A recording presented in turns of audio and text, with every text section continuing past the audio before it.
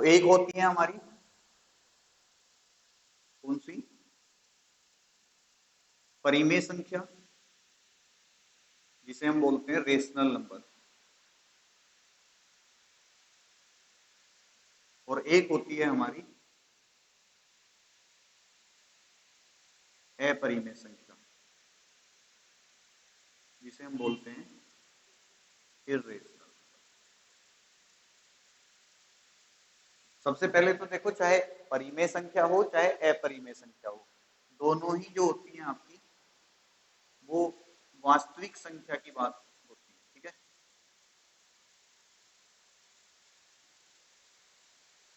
यानी कि real number का पार्ट होती है, कि चाहे आपकी परिमेय संख्या हो चाहे आपकी अपरिमेय संख्या हो, दोनों ही किसका पार्ट है, वास्तविक संख्याओं का पार्ट होती है। अब परिमेय संख्या क्या होती है, सबसे पहले जानते हैं।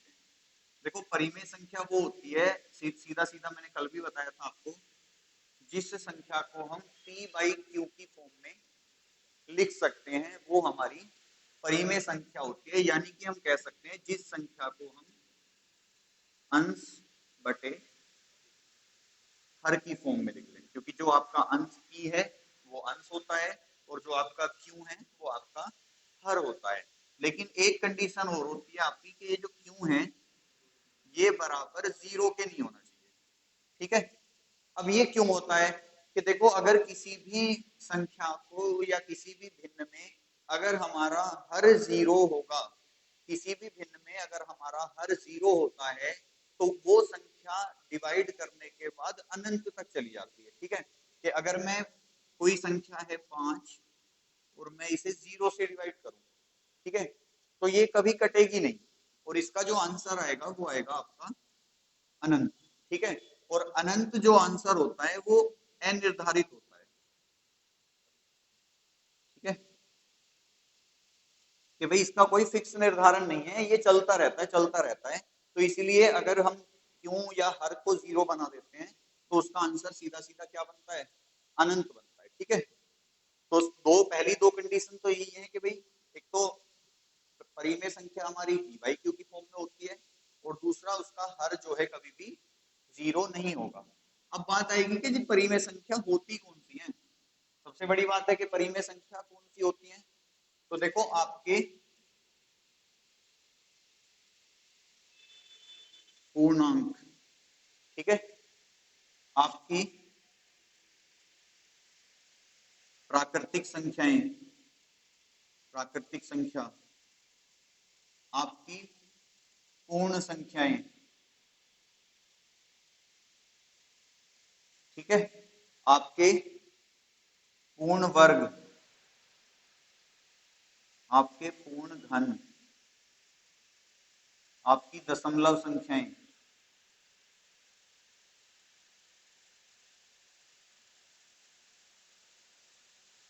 और क्या बचे आपके, पूर्णांक हो गई, प्राकृतिक संख्या होगी, पूर्ण संख्याएं होगी, पूर्ण वर्ग हो गए, पूर्ण घन हो गई, दशमलव संख्याएं, ये सभी क्या होती हैं आपकी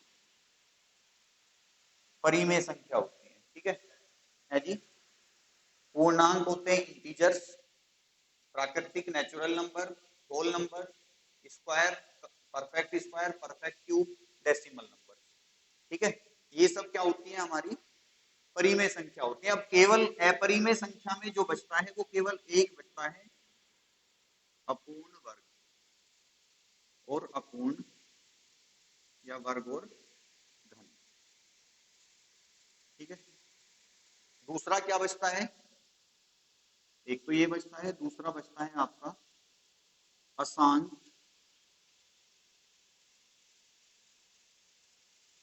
दशमलव संख्या।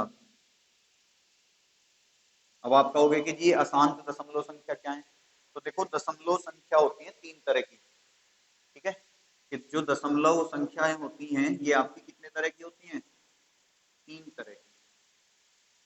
एक तो होती है शांत, एक होती है अशांत, और अशांत में भी पुनरावर्ती, स्पेलिंग देख लेना, रिपीटिंग वाली होती है, मतलब ये रिपीट होती रहती है, ठीक है। और एक होती है अशांत अनावर्ती।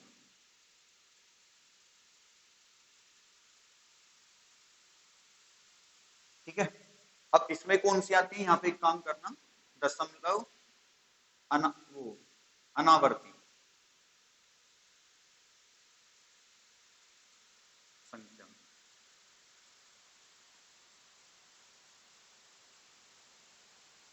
अब शांत और अशांत संख्याएं कौन सी होती हैं? देखो, अगर हम बात करेंगे दशमलव संख्या में हमने कितने तरह की पढ़ी? 3 तरह की, कि भाई एक शांत दशमलव संख्याएं हैं, एक अशांत है, लेकिन अशांत में कौन सी है? पुनरावर्ती है। तीसरी कौन सी है? अशांत है और अनावर्ती है। ठीक है, अब अगर मैं थोड़ा सा इसे हटा दूं, ये नोट कर लिया?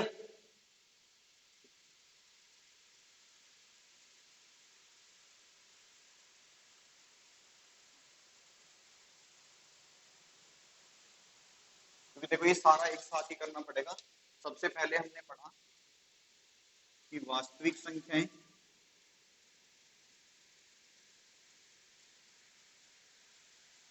इनमें कौन कौन सी थी हमारी? परिमेय और अपरिमेय। ठीक है, परिमेय संख्या में हमने कौन कौन से पढ़े? पूर्णांक,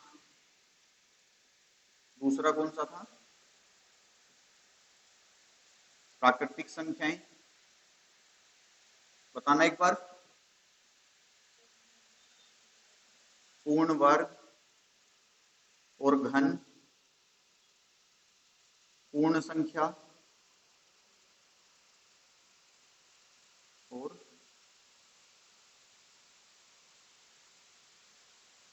दशमलव संख्या। अपरिमेय, परिमेय संख्या कौन सी है आपकी, जिन्हें हम p बाई क्यू की फॉर्म में लिख सकते हैं, और जहां q बराबर नहीं होगा 0 के। p बाई क्यू क्या है हमारा? ये अंश बटे हर। ठीक है, यही पढ़ा था हमने। अपरिमेय संख्या में हमने क्या पढ़ा कि एक तो हमारे अपरिमेय संख्या में कौन कौन आते हैं? अपूर्ण,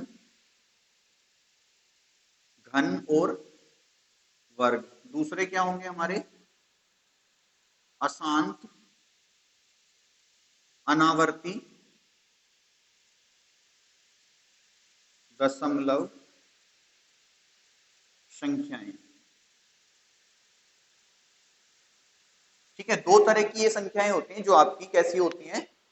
अपरिमेय संख्या होती है। ठीक है, अब ये हमने यहाँ पे एक चीज पढ़ी है, दशमलव संख्याएं।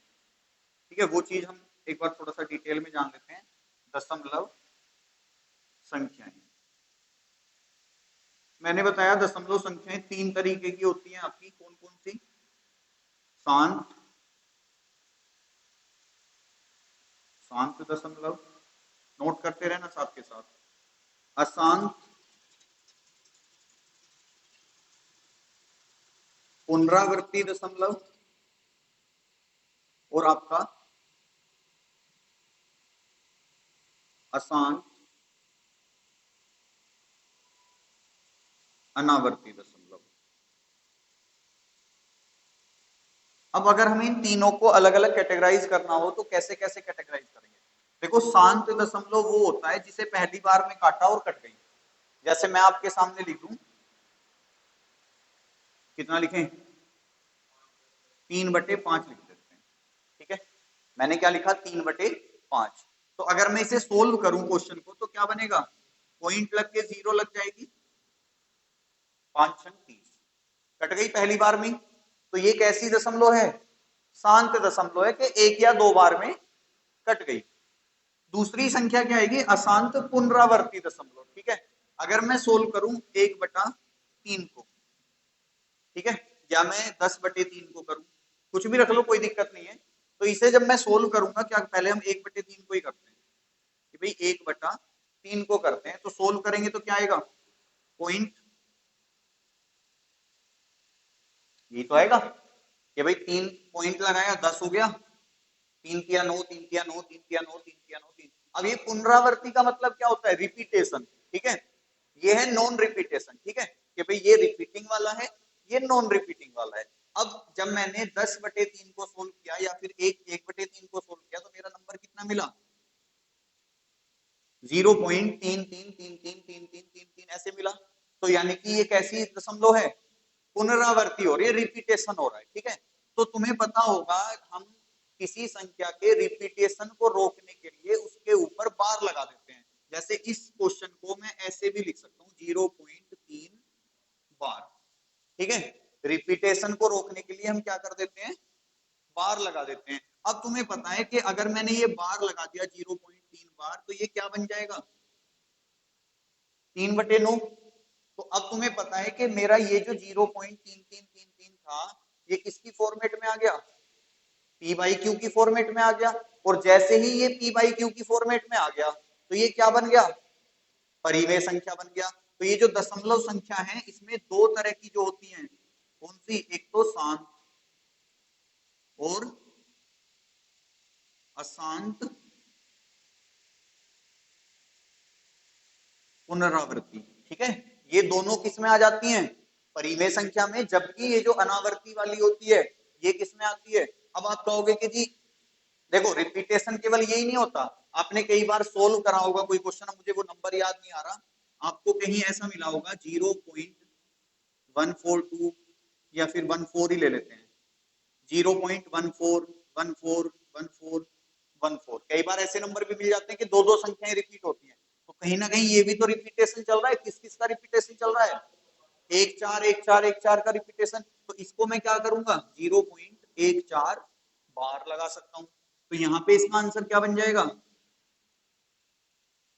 14/99, कि भाई जितनी संख्याओं के ऊपर बार होता है उतने हम 9 लिख देते हैं। तो ये भी किस फॉर्मेट में आ गई, पी बाई क्यू के फॉर्मेट में आ गई। तीसरा रिपीटेशन क्या होता है, एक कहीं आपको ऐसे भी मिलेगा 2 3 5 2 3 5 2 3 5, ठीक है। यहाँ क्या हो रहा है, तीन संख्याओं का रिपीटेशन चल रहा है दशमलव के बाद। तो मैं इसे क्या लिख सकता हूँ, 235 बार। भाई मैं इसे ऐसे लिख सकता हूँ ना 0.235 बार, क्योंकि 235 235 235 का रिपीटेशन चल रहा है। अब इसको क्या कर सकता हूं मैं, 235/999, तो ये भी किस कैटेगरी में पहुंच गई, परिमेय संख्याओं की कैटेगरी में। तो क्लियर हो गई कि चाहे सिंगल नंबर रिपीट हो रहा हो, चाहे दो नंबर रिपीट हो रहे हो, चाहे तीन रिपीट हो रहे हो, चाहे चार भी रिपीट हो रहे हो, अगर रिपीटेशन चल रहा है तो संख्या कैसी है, परिमेय है। अगर पहली बार में कट के खत्म हो गई तो भी कैसी है, परिमेय है। अब आप कहोगे कि जी अपरिमेय क्या होंगी, तो मैंने कोई संख्या डिवाइड की और मैंने लिखा उसमें 0.12327425199, तो खैर ज्यादा बड़ा हो जाएगा, 627, और ये ऐसे ही चलता जा रहा है। पहली अशांत है क्योंकि खत्म नहीं हो रही, शांत पहले या दूसरे नंबर में आके खत्म हो जाएगी, तीसरे में हो जाएगी ज्यादा, मतलब कहीं ना कहीं आके वो खत्म हो जाएगी, वो क्या कहलाएगी आपकी, शांत कहलाएगी। जैसे अगर मैं 1/4 की बात करूं तो कितना है, 0.25 है। 1/8 की बात करूं तो कितना है, 0.125 है, तो तीसरे बार आके खत्म हो जाता है। तो ये कैसी है, ये कैसा है, 0.25 है। तो ये तीनों तो है शांत कि कहीं ना कहीं आके ये खत्म हो गई। ये कैसी है, अशांत है लेकिन रिपीटेशन होता है कि सेम नंबर रिपीट हो रहा है। ये कैसी है, अशांत है मतलब खत्म तो नहीं होगी, अनावर्ती भी है। आप देख रहे होगे 1 3 2 7 4 2 5 1, कोई भी ऐसा नहीं बन रहा कि हम पेयर बना लें कि भाई 1 3 2 7 आ गया, फिर 1 3 2 7 आ गया, फिर 1 3 2 7, ऐसा तो नहीं आया। तो ये कैसी है, ये अशांत अनावर्ती दशमलव है। ऐसी संख्या पे हम बार नहीं लगा सकते, क्योंकि भाई कितने अंकों पे बार लगाओगे, तो नहीं लगा सकते। तो ये किस में आ जाती है, ये आ जाती है आपकी अपरिमेय संख्या पे। जैसे मैं आपके सामने लिख दूं √2, ठीक है। अब √2 का जो मान होता है वो होता है 1.414, फिर ऐसे आगे चलता रहता है। तो ये क्या है, ये नॉन रिपीटिंग है, सॉरी अशांत है क्योंकि खत्म नहीं होता कभी भी। दूसरा इसमें आगे कुछ 2 करके आता है, तो 4 1 4 2 3 ऐसे चलता है ये। तो दूसरी भी क्या हो गई, अनावर्ती भी है। तो √2 कैसा है, एक अपरिमेय संख्या है। अब आप कहोगे कि जी पता कैसे चलेगा, हम छांटेंगे कैसे, तो जितने भी अपूर्ण वर्ग या घन होते हैं वो सब कैसे होते हैं, अपरिमेय होते हैं। जैसे मैं आपके सामने लिख दूं 2√5, तो ये कैसा है, अपरिमेय होगा, क्योंकि ये भी अगर मैं इसे सोल्व करूंगा तो 4√20 बनेगा ये, ठीक है। रूट 20 है। अब रूट 20 में आप क्या लिखोगे इसे कि 5 गुना 4। अब 4 तो बाहर आ जाएगा 2, लेकिन रूट 5 तो अभी भी रह गया। तो रूट 5 अगर हमारा आ रहा है मतलब कहीं भी अगर हमारी संख्या रूट में है और वो पूर्ण वर्ग नहीं है तो वो कैसी बनेगी, अपरिमेय संख्या बनेगी। ठीक है, बात क्लियर। इन दोनों पॉइंटों को नोट कर लो एक बार। फिर एक दो क्वेश्चन भी करेंगे हम इनसे रिलेटेड जो एग्जाम में पूछे गए हैं। क्वेश्चन देखो कैसे आया था, एक बार क्वेश्चन पूछा गया था 5/6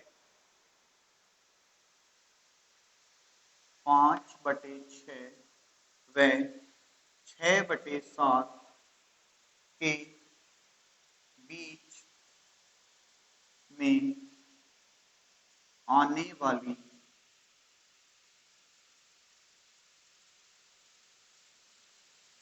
तीसरी परिमेय संख्या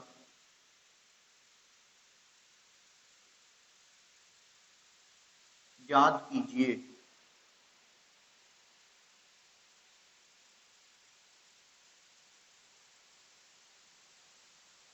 क्वेश्चन है 5/6 और 6/7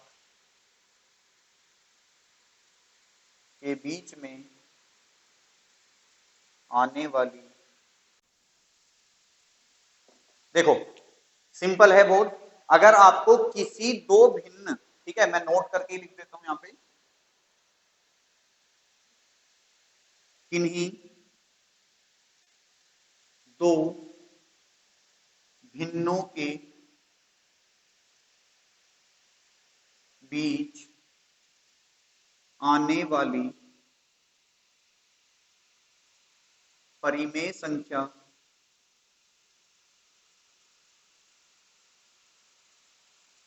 ज्ञात करने के लिए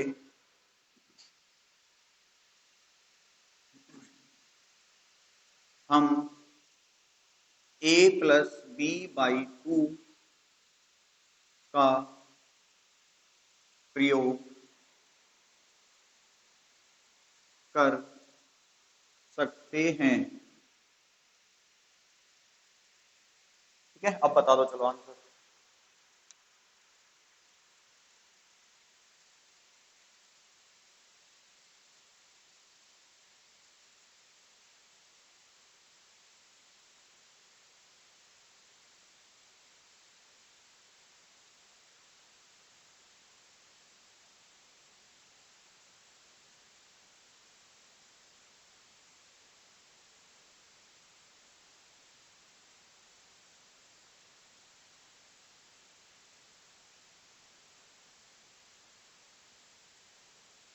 पहले तो ये बताओ, ये जो 5/6 और 6/7 है ये परिमेय संख्या है या नहीं है? हाँ जी, ये दो संख्याएं लिखी हुई हैं हमारे सामने 5/6 और 6/7, क्या ये परिमेय संख्या है या नहीं है?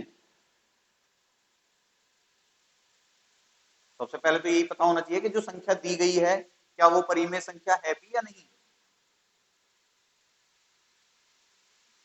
है जी।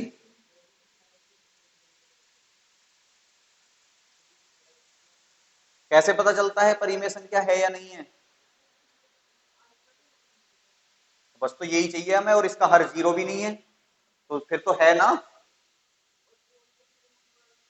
उन्हें तो छोड़ो तुम भाई, पहली कंडीशन तो यही है कि परिमेय संख्या p/q की फॉर्म में होनी चाहिए और q 0 नहीं होना चाहिए। तो ना तो हमारा q 0 है और p/q यानी कि अंश और हर की फॉर्म में है। तो भाई ये रहा मेरा अंश, ये रहा हर 0 भी नहीं है, तो कैसी संख्या है? परिमेय संख्या है। ठीक है, सबसे पहले तो आपको यही ध्यान रखना है।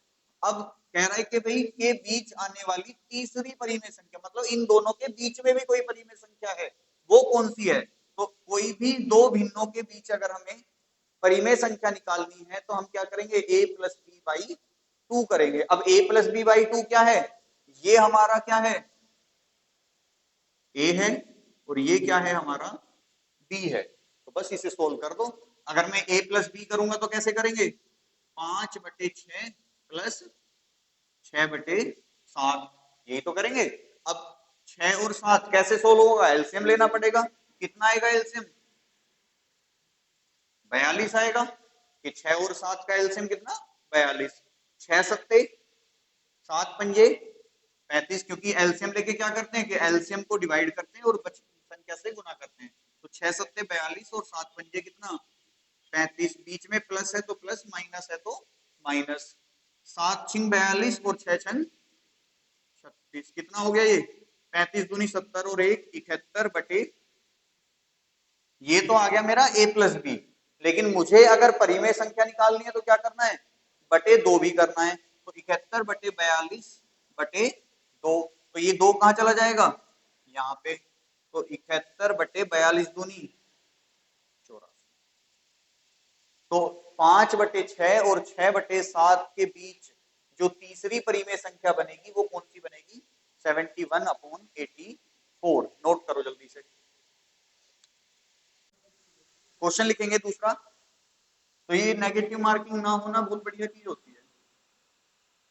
निम्न में से, ये भी आया हुआ क्वेश्चन है,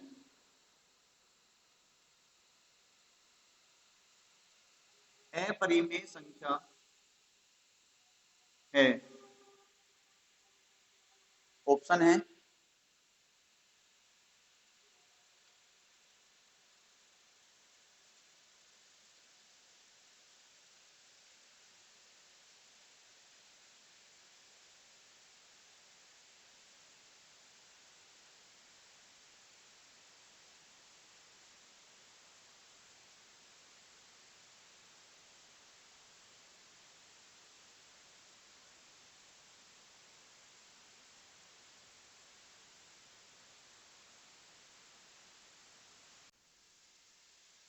देखो कैसे करेंगे, ठीक है।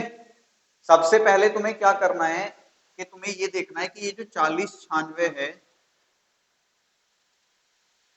या जो भी हमें नंबर दे रखा है, वो क्या किसी नंबर का स्क्वायर है। तो बताओ मुझे कि ये जो 40 96 है किसी का स्क्वायर है। कह रहे हो इसके लिए तो वर्गमूल घनमूल पढ़ना पड़ेगा पहले, कि जी नंबर सिस्टम से पहले पहले घनमूल और वर्गमूल पढ़ाते। चलो कोई बात नहीं, एक दो क्वेश्चन आएंगे, हम ऐसे ही कर लेते हैं। देखो सबसे पहले ये देखो, ये जो 6 इकाई का अंक है, ये किस किस के स्क्वायर में आता है, या तो 4 के स्क्वायर में आता है या 6 के स्क्वायर। भाई 6 का स्क्वायर 36 होता है, 4 का स्क्वायर 16 होता है। तो ये जो 6 इकाई का अंक है, या तो 4 के स्क्वायर में आता है या 6 के में। फिर दो नंबरों को छोड़ दो और ये बाद के नंबर देखो कितने, मतलब शुरू के दो छोड़ने हैं, बाद के कितने हैं उसे देखो। वो जो नंबर है, मतलब हमारा जो ये 40 नंबर है, ये किस किस के स्क्वायर के पास आता है। तो तुम्हें पता है अगर मैं 6 का स्क्वायर करूं तो कितना होता है 36, और 7 का स्क्वायर करूं तो 49। अब मुझे बताओ ये 40 जो है 36 के पास है या 49 के, 36 के। सबसे पहले देखो नंबर तो यही लेना है 6, तो 64 और 66, ठीक है। अब 64 और 66 अब कंफर्म करना है हमें, ये 40 बताएगा कि 64 का है या 66 का। जिसके ज्यादा नजदीक होगा उसी का स्क्वायर बनेगा। तो किसके पास है, 64 के है। तो हम कह सकते हैं कि जो 40 96 है ये किसका स्क्वायर है, 64 का स्क्वायर। और 64 के स्क्वायर को कैसे लिखेंगे हम, 64 गुना 64, ठीक है। अब अगर मुझे इसे भी तोड़ना हो, मतलब छोटे से छोटे फैक्टर में बनाना है, तो तुम्हें पता है 2 दूनी 4 दूनी 8 दूनी 16 दूनी 32 और दूनी 64। तो यानी कि 2 की पावर कितना है, 1 2 3 4 5 6। तो मैं इस 64 को क्या लिख सकता हूँ, 2 की पावर 6 गुना, ये कितना है 2 की पावर 6।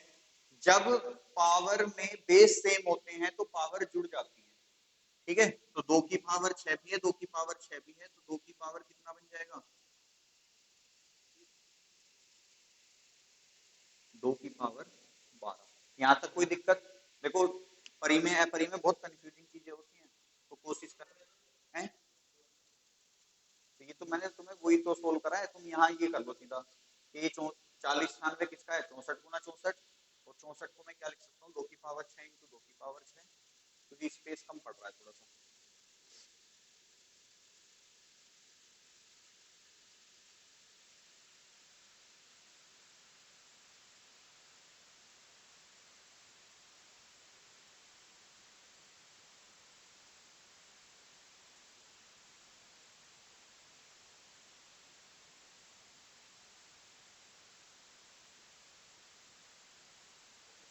हो गया।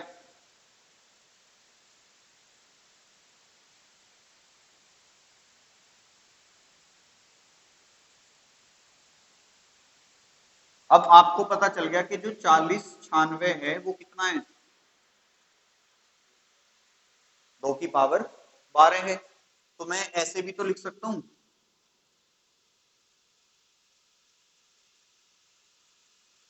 लिख सकता हूं ना।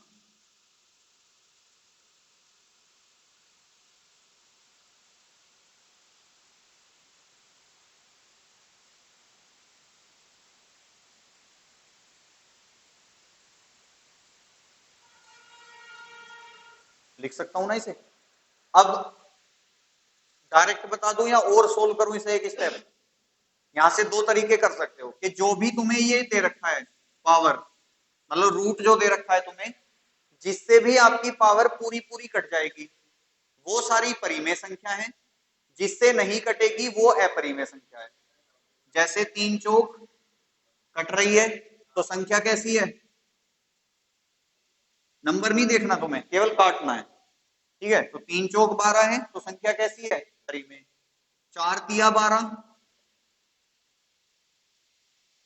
8 से नहीं कटेगा, 6 दूनी। ये क्वेश्चन यूपीएसआई के 2016 के एग्जाम में आया था एक बार। ठीक है, ध्यान रख लेना।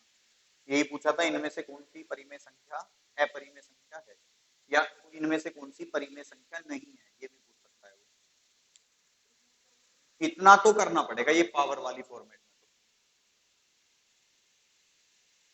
उसके बाद अगर हम इसे सोल्व करते हैं ना तो देखो ये इस तरीके से बनता, क्योंकि अगर ये लिखा हुआ है ना कि √8, ठीक है, अब सॉरी ऐसे लिखा हुआ है, ठीक है, इसको हम एक दूसरे तरीके भी लिख सकते हैं कि 8 की पावर 1/3। ठीक है, चाहे ये नंबर लिखा हो चाहे ये नंबर लिखा हो, दोनों चीजें सेम होती हैं। कि अगर मैं लिख दूं 8 की पावर 1/8 की तो नहीं बनेगी, 4 की पावर 1/2 लिख दूं ना अगर मैं, तो इसका मतलब क्या होगा, इसका मतलब होगा √4। अगर 8 की पावर 1/3 लिखी है तो इसका मतलब होगा घनमूल 8। 16 की पावर 1/4 लिखी है तो इसका मतलब क्या है, 16√4। ठीक है, मतलब अगर पावर है नंबर में सीधी सीधी तो गुना होगी, और अगर पावर आ रही है 1/, में तो वो उतना ही रूट चढ़ जाएगा उसके ऊपर। ध्यान रखना ये बात कि अगर कहीं आपके सामने लिखा आ जाए कि 8 की पावर, या 8 की तो नहीं बनेगा, 64 की पावर 0.25। ठीक है, तो आपको पता है 0.25 कितना होता है, 1/4। तो ये क्या बन जाएगा, 64 की पावर 1/4। यानी कि क्या कहना चाह रहा है, बल्कि 64 तो बनेगा ही नहीं है, ये 16 बनेगा। 16 की पावर 0.25, ठीक है, तो 16 की पावर 1/4 यानी कि कितना बन जाएगा ये, रूट में 4 पावर 16। ठीक है, ये ध्यान रखना, पॉइंटों में रूट आ जाते हैं कई बार ये स्क्वायर, तो पॉइंटों के स्क्वायर का मतलब है वो चीजें वहां पे। या अगर ऐसा भी हो जाता है कई बार कि 8 की पावर, देखो मैं रैंडम नंबर लिख रहा हूं अभी तो, कि 8 की पावर 3/5 आ जाए, इस तरीके से आ जाए कई बार कि 8 की पावर 3/5। ठीक है, तो तुम्हें क्या करना है, ये 5 यहाँ, क्योंकि बटे वाला तो यहाँ आएगा, और ये 8 की पावर ये कितना बन जाएगा यहाँ पे। ठीक है, तो अब क्योंकि ये 3 है ये 5 है, तो फाइनली जो मेरा बचेगा वो ये इस तरीके से बच जाएगा √8। क्यों, क्योंकि इस 3 से इसकी 3 पावर खत्म हो जाएंगी तो बचेंगी कितनी, 2 बच जाएंगी। क्योंकि तुम ये नहीं करते, देखो अगर वर्गमूल 2 है और मुझे इसमें से वर्गमूल हटाना है तो मैं क्या करूंगा, वर्गमूल 2 का स्क्वायर कर देता हूँ। अब स्क्वायर से क्या हो जाता है, वर्गमूल खत्म है। क्यों हुआ, क्योंकि यहाँ भी 2 थे यहाँ भी 2 थे, तो क्या बच गया, 2 बच गया। ठीक है, तो अगर ऐसे नंबर आ रहा है कि 3/5 है तो 5 रूट में और 3 उसकी पावर में, हालांकि ऐसे मिलेगा कम, तुम्हें चांसेस कम होते हैं। तो इसमें आंसर क्या होगा हमारा, option number C. Root two की पावर रूट टू की पावर रूट टू है। ऑप्शन ए वास्तविक संख्या, ऑप्शन बी काल्पनिक संख्या,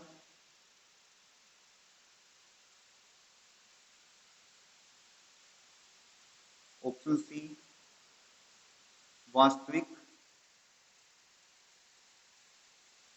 परिमेय संख्या। वास्तविक व कर लो, चलो वास्तविक व परिमेय संख्या, और डी है काल्पनिक, काल्पनिक व अपरिमेय संख्या, और यहाँ आ जाएगा काल्पनिक व अपरिमेय संख्या। बताओ क्वेश्चन का सॉल्यूशन है जी। अपरिमेय है कैसे कि रूट टू अपरिमेय होता है? देखो सबसे पहले तो बेसिक समझो कि अगर मैं आपके सामने 3 की पावर 5 की पावर 2 लिख दूं तो इसका सॉल्यूशन क्या बनेगा, पहले तो ये बताओ। 3 की पावर 7। देखो ध्यान रखना, अगर a की पावर m की पावर n हो तो फाइनली जो मेरा आंसर आता है वो a की पावर mn होता है। ठीक है, मतलब क्या हुआ इसका कि पावरों की क्या हो जाती है, गुना हो जाती है। कि अगर मुझे इसका आंसर निकालना हो तो मेरा आंसर क्या निकलेगा, 3 की पावर 10 होगा। कैसे कि a की पावर m, भाई यही तो है, a की पावर m सब की पावर n, तो a की पावर m की पावर n हो गया, और a की पावर m की पावर n बराबर क्या होता है, a की पावर mn होता है। mn का क्या मतलब है कि दोनों संख्याओं की क्या हो गई, गुना हो गई। तो 3 की पावर 5 इंटू 2 कितना, 10 हो गया। तो मेरे सामने भी क्वेश्चन कुछ इसी तरीके से है कि भाई रूट 2 की पावर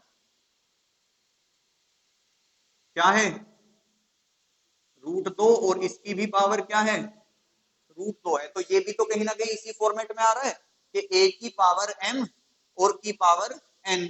अब अगर मैं रूट 2 की गुना करूंगा रूट 2 में तो उत्तर क्या आएगा, बताओ जरा, नहीं पता? रूट 2 की रूट 2 में गुना करोगे तो केवल 2 बचेगा। ठीक है, क्योंकि जब दो संख्याओं की रूट के अंदर गुना होती है तो केवल रूट हटता है, संख्या ऐसी की ऐसी रह जाती है। ठीक है, यहां तक कोई दिक्कत? ये चीजें देखो छोटी छोटी हैं, इन्हें याद रखना। अब कि अगर रूट की संख्याओं की आपस में गुना हो रही है तो उनका केवल रूट चेंज होता है, नंबर पे कोई इफेक्ट नहीं आता। तो रूट 2 इंटू रूट 2 बराबर कितना, 2 है। अब मुझे पता है मेरी तो संख्या ये वाली है, तो तुम्हें एक बात पता चल गई कि जब मैंने इन दोनों की गुना करी तो मेरा जो संख्या निकल के आई वो क्या आई, रूट 2 की पावर 2 आई कि नहीं। अब रूट 2 की पावर 2 का मतलब क्या है, रूट 2 का स्क्वायर कितना होता है, 2 होता है।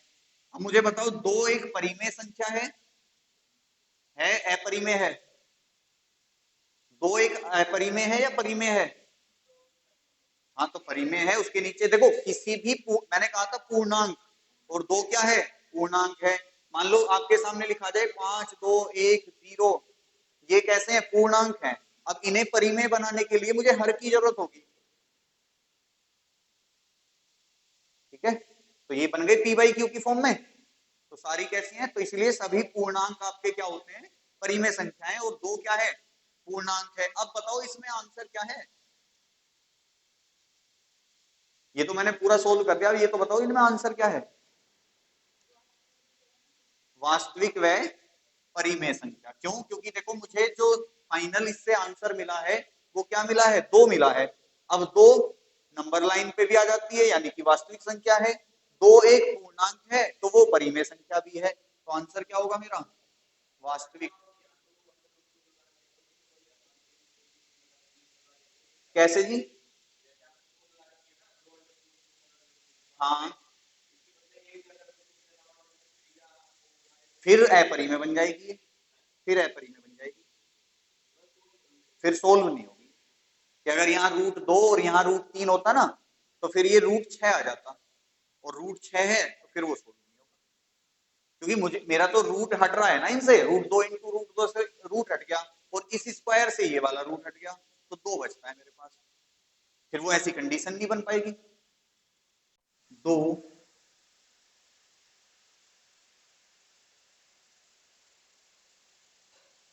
अपरिमेय संख्याओं को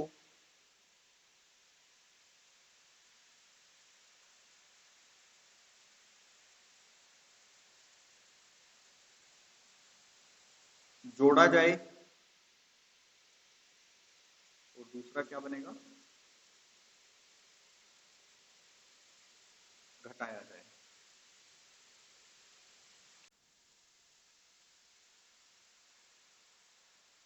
जैसे अगर मैं आपके सामने लिख दूं 3√2,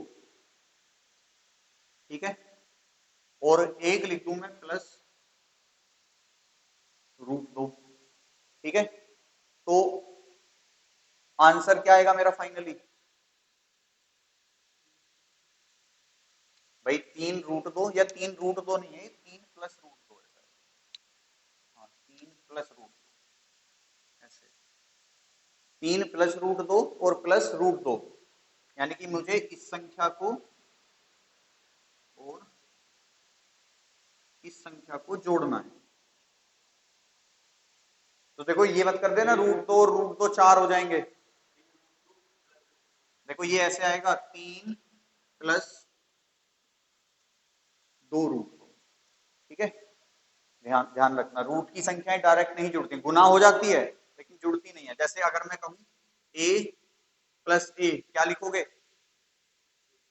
अच्छा, 2a, और a इंटू a², तो √2 +√2 क्या बनेगा?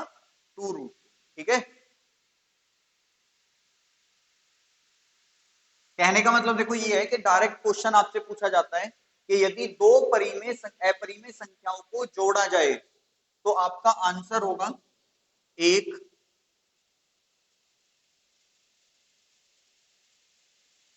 अपरिमेय संख्या प्राप्त होती है, ठीक है, ऐसे लिख लो आप, एक अपरिमेय संख्या। क्योंकि इससे देखो, परिमेय और अपरिमेय संख्या से थ्योरेटिकल क्वेश्चन ज्यादा बनते हैं, न्यूमेरिकल कम बनते हैं।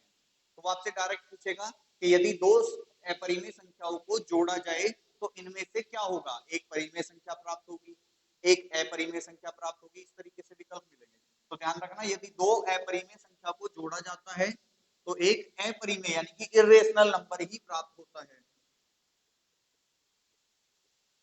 क्योंकि √2 आ रहा है, देखो अब √2 आ रहा है तो कैसा है, अपरिमेय है, ठीक है।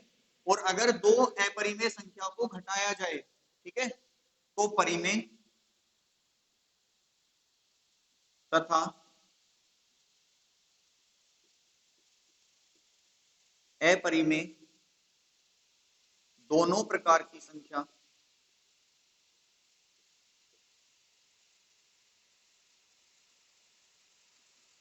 प्राप्त होती है।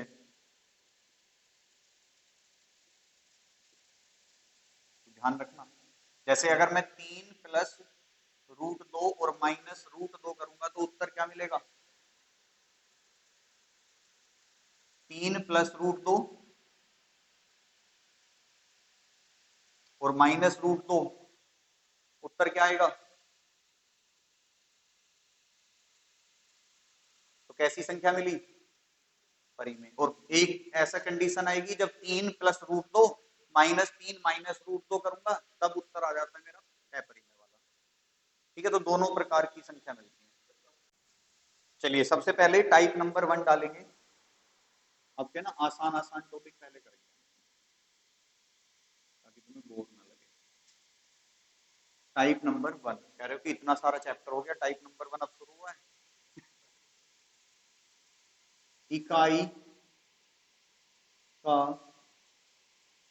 अंक ज्ञात करना। आप जानते हैं यूपी पुलिस की हर शिफ्ट में एक क्वेश्चन जरूर आया था, इकाई का अंक ज्ञात करना चाहिए, आया था सबकी में आया था, A to Z चारों शिफ्टों में एक क्वेश्चन आया था। पेपर देखना जरूर आया होगा, आज जाके देख लेना। अब इकाई का अंक ज्ञात करना है। इकाई का अंक ज्ञात करने का दो तीन तरीके से क्वेश्चन आता है, सीधा सीधा नंबरों की मल्टीप्लाई करके, बीच में प्लस या माइनस का चिन्ह देके, या पावर की कंडीशन में। जैसे एक क्वेश्चन तो सीधा सीधा आ जाएगा कि भाई 753 गुना 893, या 93 की जगह कुछ और रख लो यहाँ पे, 97 गुना 972 गुना 749 में इकाई का अंक ज्ञात कीजिए। 8।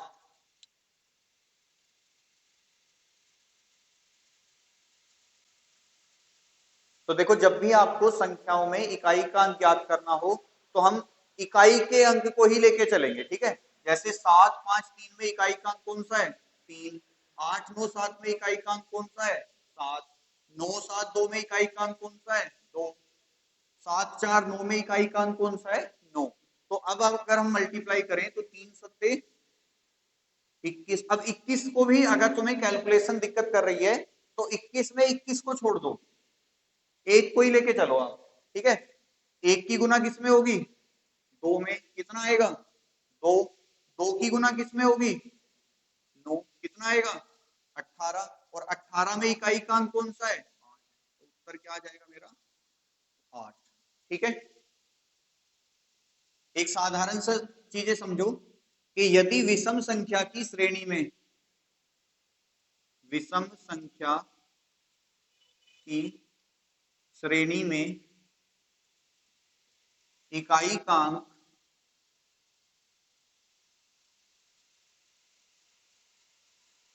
कहीं 5 है तो उस प्रश्न में उत्तर में भी इकाई का अंक 5 ही होगा। ये बात समझ में आई क्या? कि आपके सामने एक क्वेश्चन आया 1935 गुना 1853 गुना 7593 या 97 कर लो, गुना 1347 या 97, कुछ भी लिख लो, XYZ आप नंबर, मतलब विषम संख्या बनानी है, ठीक है। और 3981 आपसे पूछ ले इसमें इकाई का अंक बताओ, तो अभी मैंने लिखवाया कि अगर विषम संख्या की श्रेणी है, तो श्रेणी का मतलब है जो हमारी संख्याएं दे रखी हैं, कि विषम संख्या की श्रेणी में इकाई का अंक कहीं 5 है, तो तुम देखो किसी श्रेणी में 5 आ रहा है इकाई का अंक, ये है, तो उस प्रश्न में उत्तर में भी इकाई का अंक क्या होगा? 5 ही होगा। तो मुझे इस क्वेश्चन को सोल्व करने की जरूरत नहीं है, मेरा जो उत्तर होगा वो 5 ही हो जाएगा। कैसे? 5 दिया 15,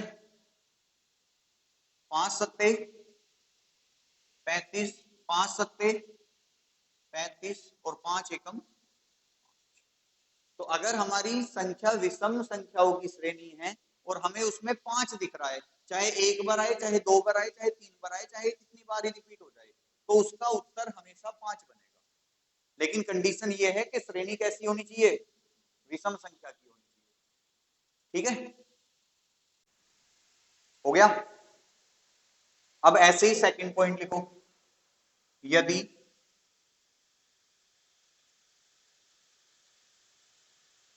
किसी श्रेणी में इकाई के अंक पर 5 तथा उसके साथ कोई सम संख्या भी श्रेणी में है, तो प्रश्न के उत्तर का इकाई का अंक सदैव 0 प्राप्त होता है।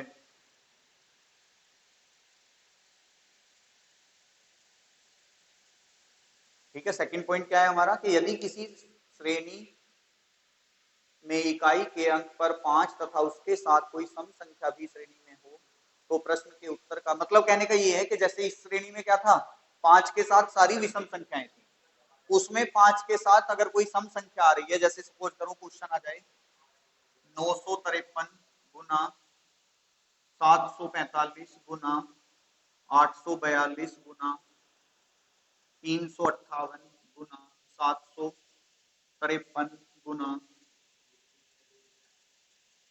249 में इकाई का अंक बताइए। ठीक है, तो आपको पूरा क्वेश्चन सोल्व करने की जरूरत नहीं है। आप अगर पूरी श्रेणी पे नजर मारो तो 5 भी मिल रहा है और एक सम संख्या भी मिल रही है, तो आप आंख बंद करके इसका आंसर 0 लगा दोगे। क्यों लगाएंगे? क्योंकि 3 पंजे 15 और 5 दूनी 10।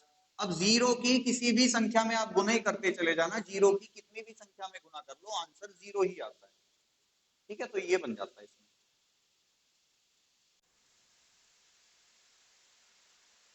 240 गुना 795 गुना 682 गुना 889 में इकाई का अंक बताइए। इसमें कुछ नहीं करना, ये तो वैसे ही गलती से लिख गया क्वेश्चन, क्योंकि पहली संख्या ही 0 है, किसी की भी गुना करते चले जाना, इसका आंसर क्या आएगा? 0 ही आएगा। ठीक है, दूसरा क्वेश्चन लिखो 242 गुना 721 गुना 319 माइनस नहीं 319 नहीं 303 13 माइनस 452 गुना 877 गुना 992 में इकाई का अंक ज्ञात कीजिए। है जी, किसका? भाई पहले इसे सोल्व करो, फिर इसे सोल्व करो, इसे बाद में घटेंगी संख्याएं। माइनस से भी आता है, प्लस से भी आता है, गुना से भी आता है। 2 आएगा, माइनस के 2 आएगा। देखो कभी भी एग्जामिनर अगर तुमसे ऐसा क्वेश्चन सोल्व कराएगा ना, तो तुम्हें पता है जब हम किसी संख्या को घटाते हैं तो आपको पता है बड़ी संख्या से छोटी संख्या को ही माइनस करते हैं कि नहीं? अच्छा ये वैसे उल्टा लिख गया, सही कह रहे हो तुम, थोड़ा सा ये हो सकता है। एक काम करो, इसमें थोड़ा सा चेंज कर लो, यहां तो कर दो 2700, नहीं काटना कुछ नहीं है, बस यहां 2 ऐड कर लो। ठीक है, उससे फर्क पड़ेगा, अभी बताऊंगा। इस नहीं उसको बाकी कोई चेंज नहीं करना, और ये 242 में कर लो 8242 है जी। अरे इकाई के अंक पे थोड़ी ना फर्क पड़ेगा मेरे भैया इससे, तभी तो मैंने चेंज नहीं करा। बस हमें क्या करना है, बड़ी संख्या में से छोटी संख्या को घटाना है। अब ये पहले जो बन रही थी वो छोटी संख्या बन रही थी इधर वाली, अब ये हजारों में आ गई, ये 100 में ही है, तो सिंपल सी बात है ये बड़ी संख्या बन जाएगी। इकाई के अंक पे आपका अभी भी आंसर -2 ही आएगा, घबराओ मत। ठीक है, तो जब भी हम किसी संख्या को माइनस करते हैं तो वो बड़ी संख्या में से छोटी संख्या घटाई जाती है। जैसे सपोज करो कि मुझे 8793 में से 6548 घटाना हो, तो तुम क्या करते हो, 3 में से 8 घटा के -5 लिख देते हो, यही लिखते हैं। और क्या करते हैं, 5 कैसे लिखेंगे भाई, 3 में से 8 घटाएंगे तो -5 लिखेंगे ना। इसमें से दाई लेके हासिल कर लेते हैं, 13 में से 8 घटा के 5 लिख देते, तो यहाँ क्यों नहीं किया, यहाँ माइनस क्यों कर लिया? -2 बता रहे हो ना तुम लोग आंसर, तो वो क्यों कर रहे हो फिर?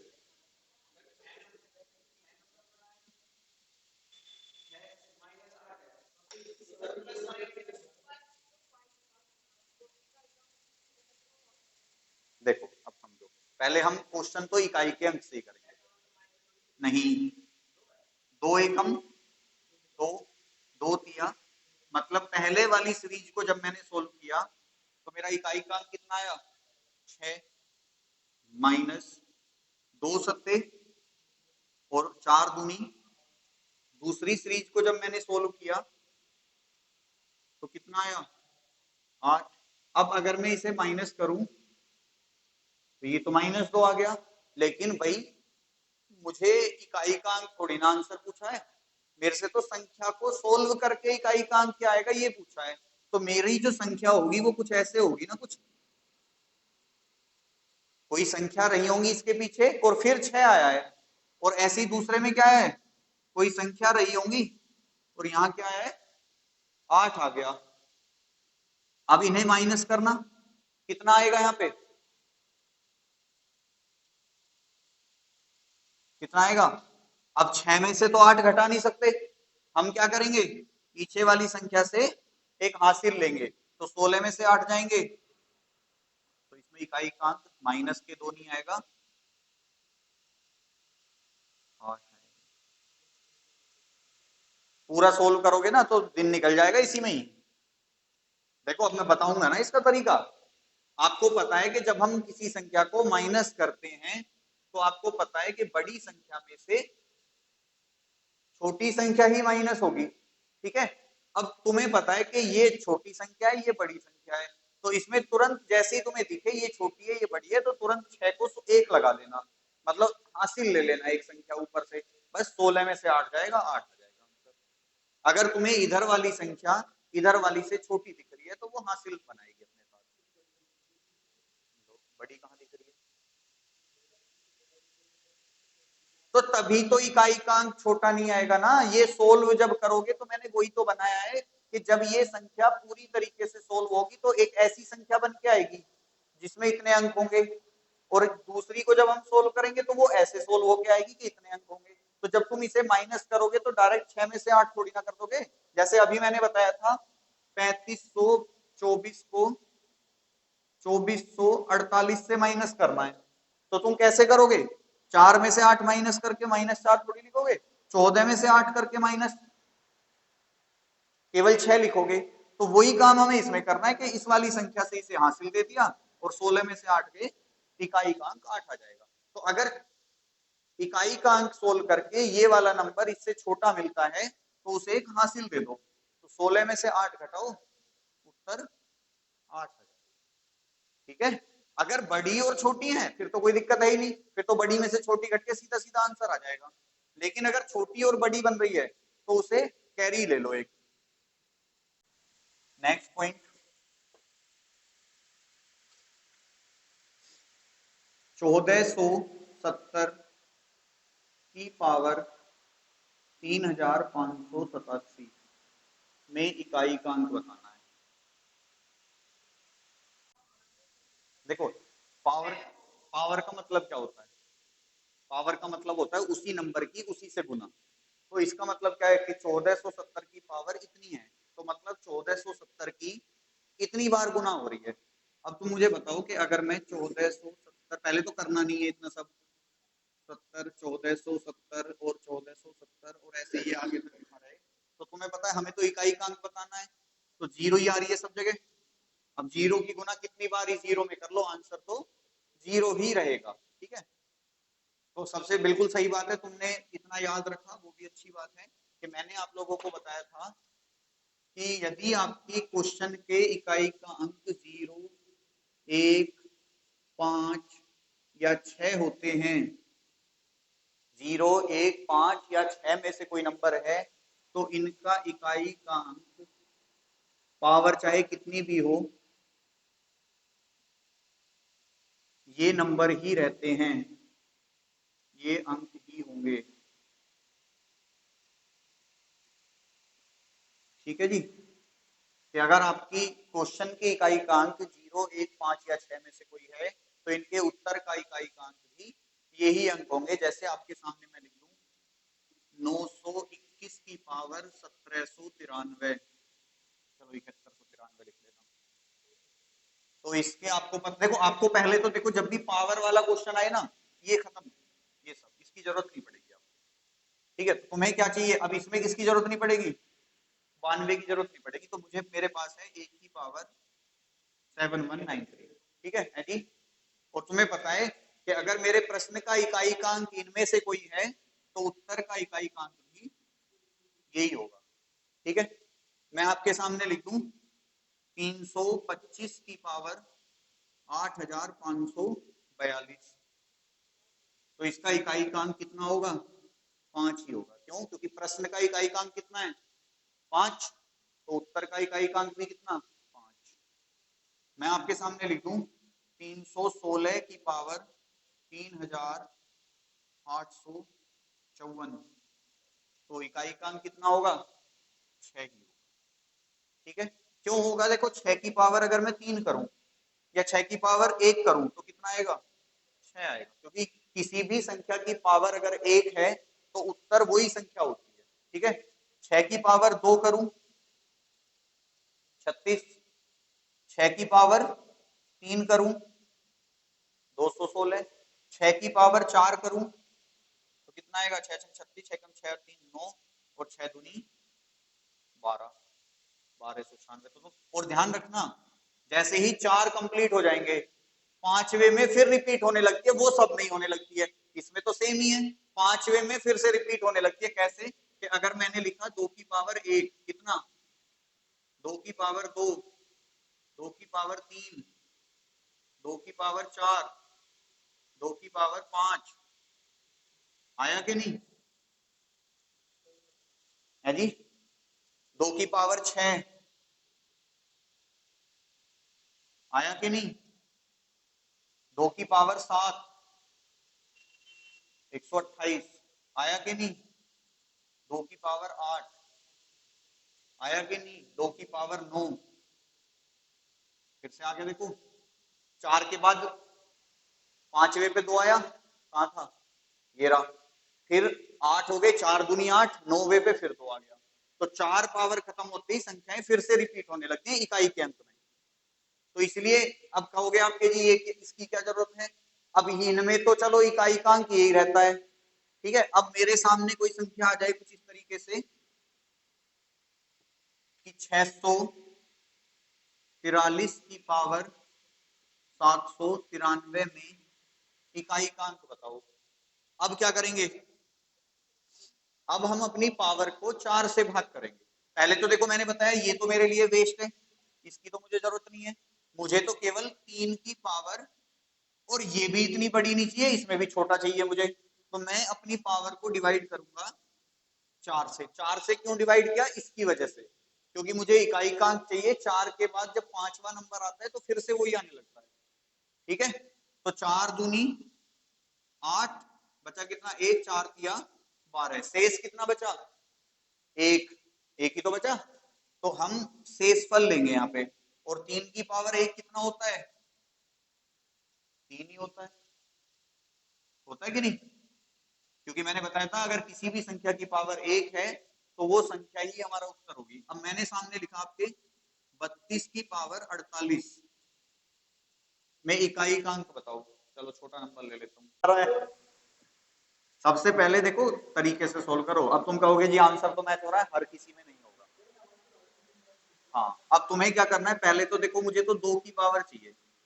कैसे निकालते हैं हम पावर, कि अपनी पावर को 4 से भाग करके, और लेते क्या है, हम शेषफल लेते हैं। ठीक है, अब 4 को जब मैं 48 को 4 से भाग कर रहा हूं तो ये तो पूरा पूरा कट रहा है, 12 चौक 48, तो शेष तो कुछ बचा नहीं। अगर शेष नहीं बच रहा है तो तुम पावर 4 रख दो। ठीक है, नंबर की पावर 4 रख दो। अब 2 की पावर 4 कितनी होती है, तो 2 दूनी 4 दूनी 8 दूनी 16, और 16 में इकाई का अंक क्या है, 6। ऐसे करना है। जैसे आपके सामने मैं लिख दूं 47 की पावर 56, अब ये मत कह देना 742 गलत हो जाएगा। एक आएगा क्योंकि ये भी संख्या पूरी पूरी कट रही है, 14 चौका 56 होते हैं भाई। चार अगर 4 से डिवाइड करूंगा तो ये पूरा पूरा कट रहा है, तो मेरे पास क्या बचेगा 7 की पावर 4। तो अब कैसे होगा ये 7 गुना 7 गुना 7 गुना 7। देखो कई बार ऐसा होता है कि भाई बड़ा नंबर आ गया, अब 7 सत्ते 49, 49 सत्ते कितना पता नहीं है, या 49 सत्ते 343 हो जाता है। या तो एक काम करो, ऐसे कर लो ना 7 सत्ते 49 और 7 सत्ते 49 और 9 निम, ऐसे कर लो, दो दो की पेयर बना के फिर बाकियों की गुना कर लो, या इकाई का अंक लेके चलो अपना।